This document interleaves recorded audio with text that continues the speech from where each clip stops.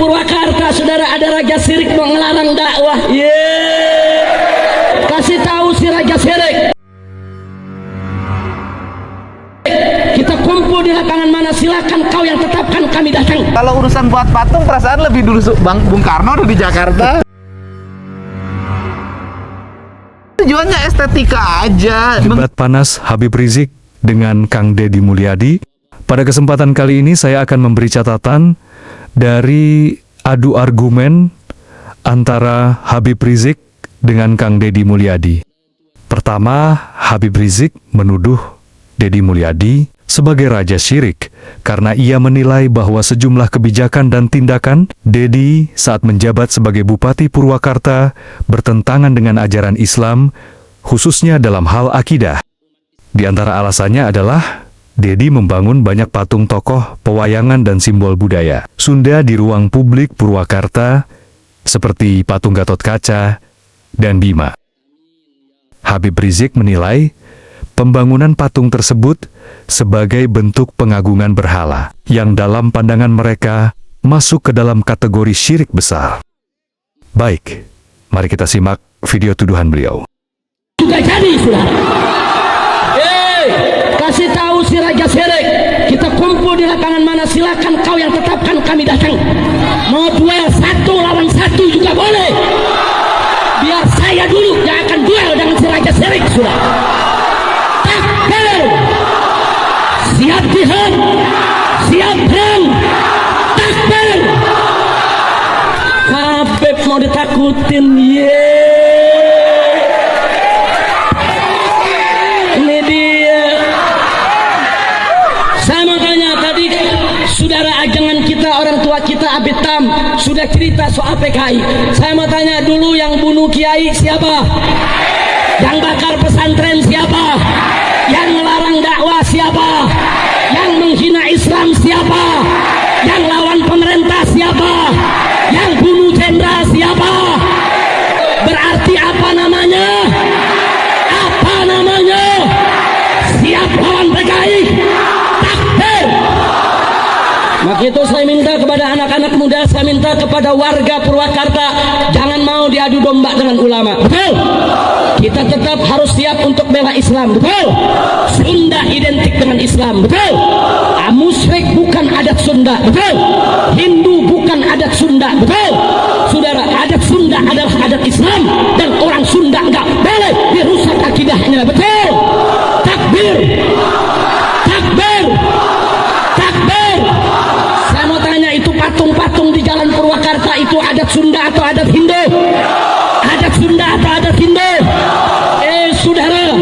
Saudara, ini yang namanya Purwakarta, kota tasbih. Kenapa diubah menjadi kota patung, saudara? Purwakarta kota tauhid, kota Islam, nggak boleh dirubah menjadi kota syirik. Betul? Takbir. Siap bela Islam, siap tegakkan Islam, siap bela Allah, siap bela Rasul, siap bela Nabi. Takbir. Sallu ala Nabi. Saudara,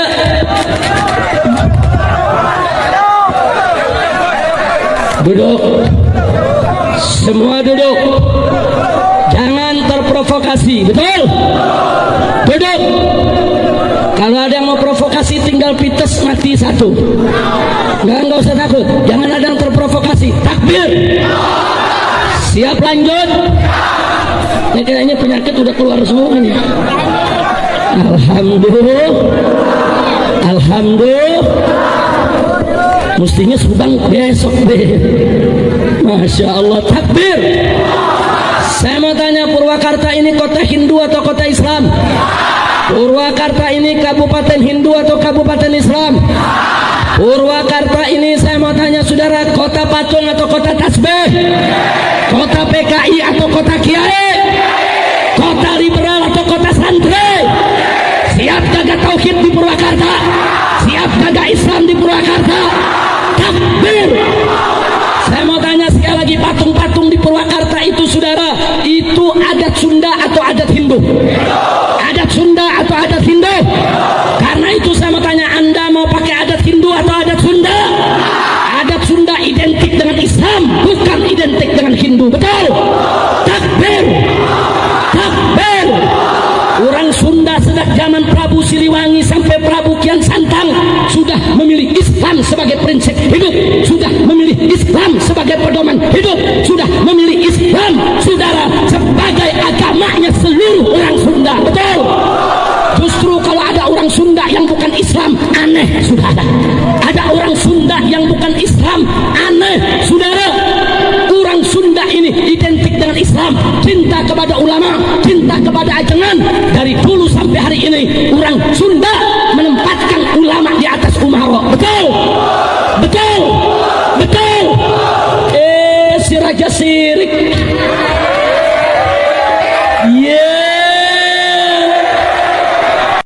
Kedua, mari kita simak jawaban dari Kang Deddy Mulyadi mengenai julukan Raja Syirik. Ya, kan gini loh, syirik mensyirikan, sesat mensesatkan menjadi hal yang biasa sekarang kan.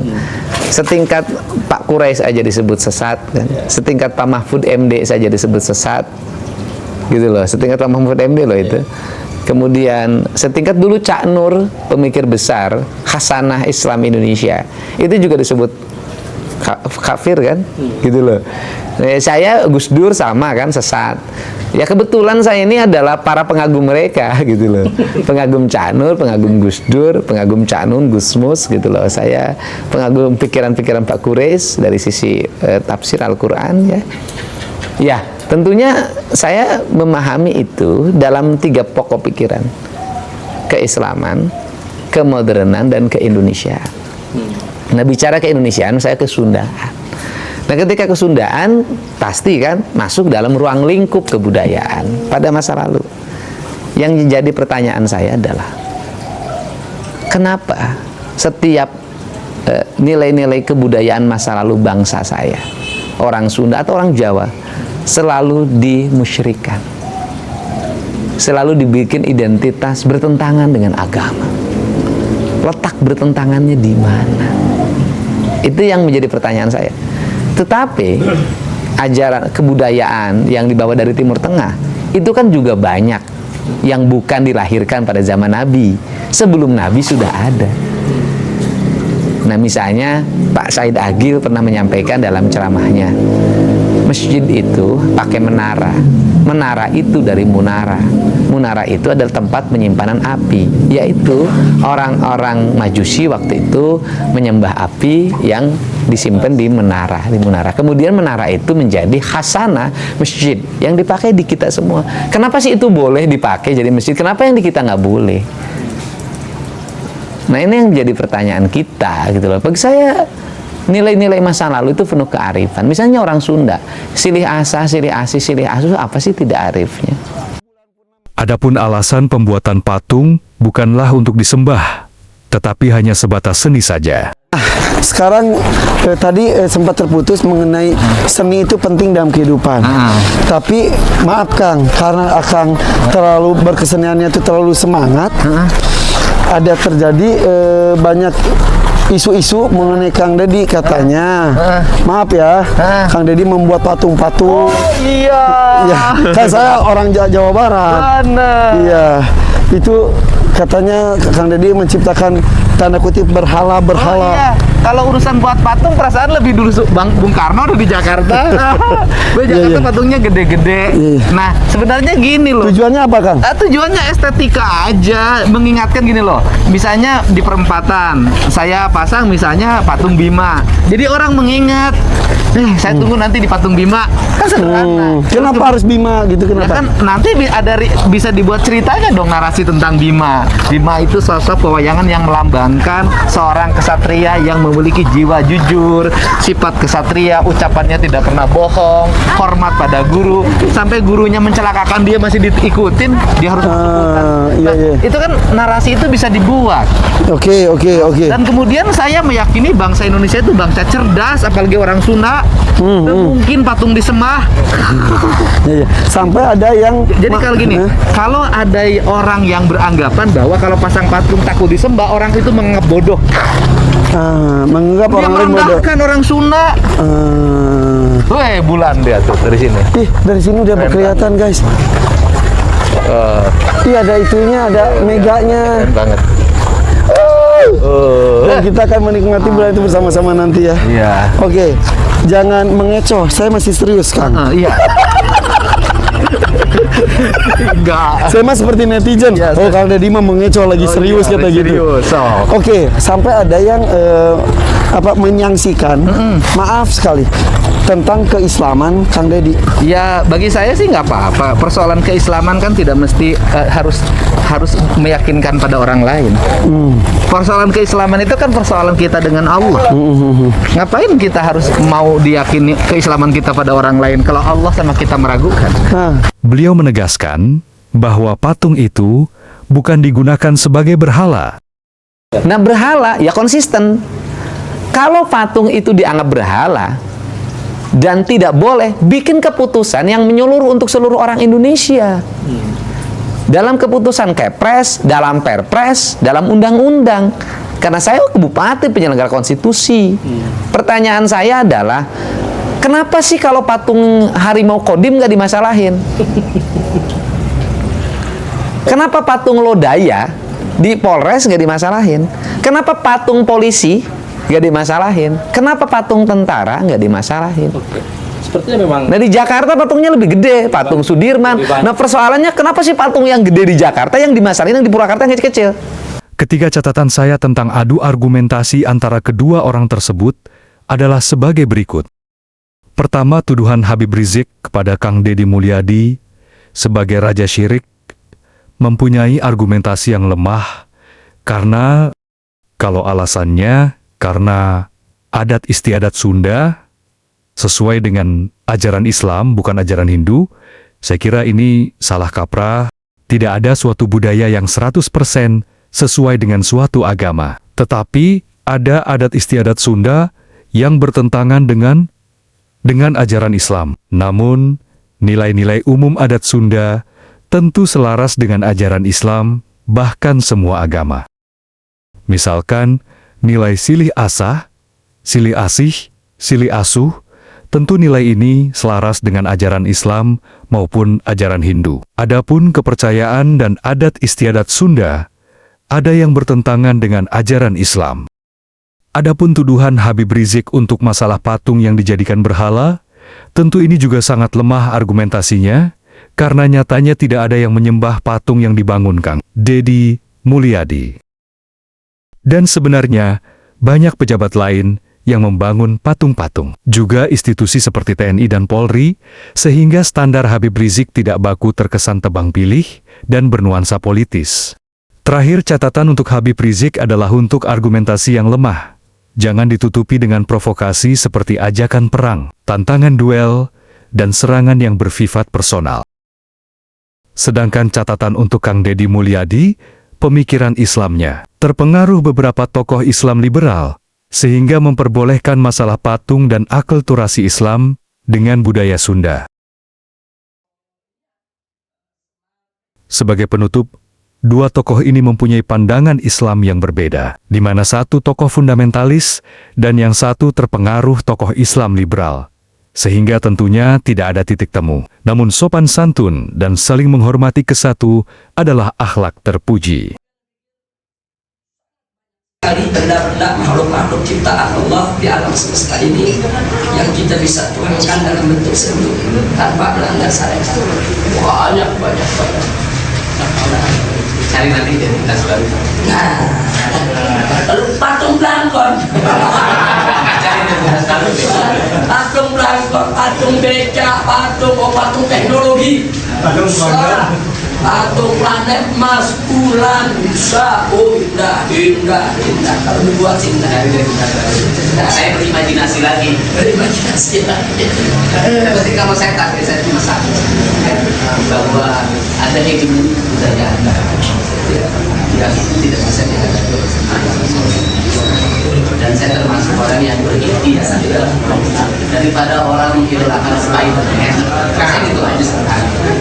Ya itu tadi ikhtiar saya itu setia katakan antum punya niat, antum punya etikat, antum punya maksud itu baik. Tujuannya kan bagus ya, bagus untuk imani, untuk supaya kita kenal seni budaya bangsa sendiri itu bagus. Nah, tinggal bagaimana niat yang bagus ini dilaksanakan dengan jalan yang kita berikan.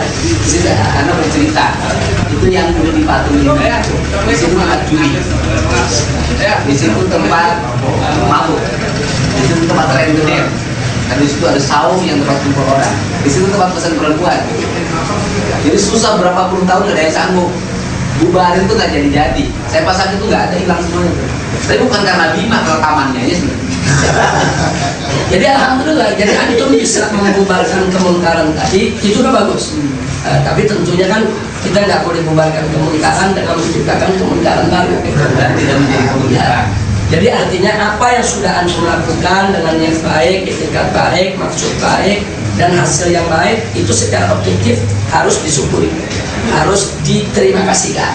Nah, ada pun yang tadi ternyata ini melanggar syariat, katakan nggak sengaja, ya kan, tanpa maksud, ini kita perbaiki. Iya. Nah, perbaiki. Dan umat anda yakin kalau apa namanya masalah-masalah begini kemudian diperbaiki, umat akan makin cinta selaku pemimpin. Anda yakin? Habib Abdullah juga makin hormat. Selama ini juga hormat deh. Alhamdulillah. Bener takut ngomong deh. Jadi nggak boleh takut ngomong ke FPI. Kita dialog di ruangan saya. Alhamdulillah. Dialog. Pernah dia. Gitu. Enggak, tapi dialognya sekarang kalau besok bukan hanya dialog. Antum tulisin ayatnya, hadisnya, bukunya, kan mesti begitu. Nah, jadi supaya Pak Bupati makin apa? Mantap. Oh, ada hadisnya, oh, ada ayatnya, oh, ada fatwa ulama, jadi makin mantap. Jadi harus kasih tugas. Masya Allah, terima kasih banyak ya. Terima kasih. Terima kasih banyak. Karena FPI jadi gubernur, ada gubernur semua. Itu pemilihan aja, sekarang pemilihan kan? Nggak mesti Anda. Nanti ada saatnya FPI naik ya. Sekarang kan sudah relatif berpengaruh, tinggal cari orang yang figur yang cocok. Pelan-pelan, insya Allah. Karena itu patung-patung dulu kan mercusuarnya Soekarno.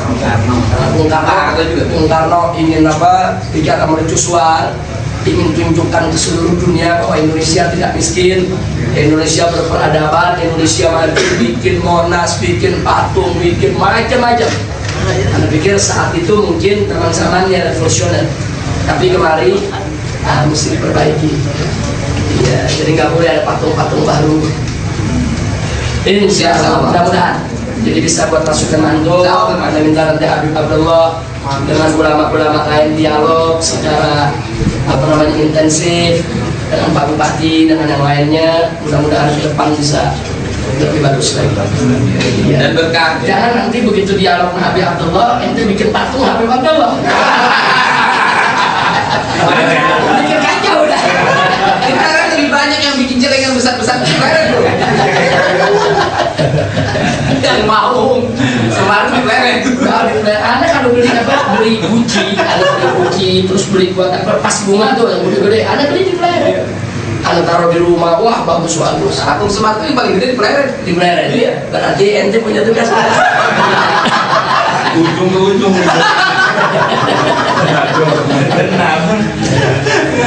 Mudah-mudahan Gak bisa, cuma canda aja. Kenapa orang kan berpikir tentang kalau saya udah biasa, santai aja. Alhamdulillah. Ya, terima kasih banyak semua. Ayo Pak Bupati, Pak Kapolsek semua. Sallallahu alaihi wasallam.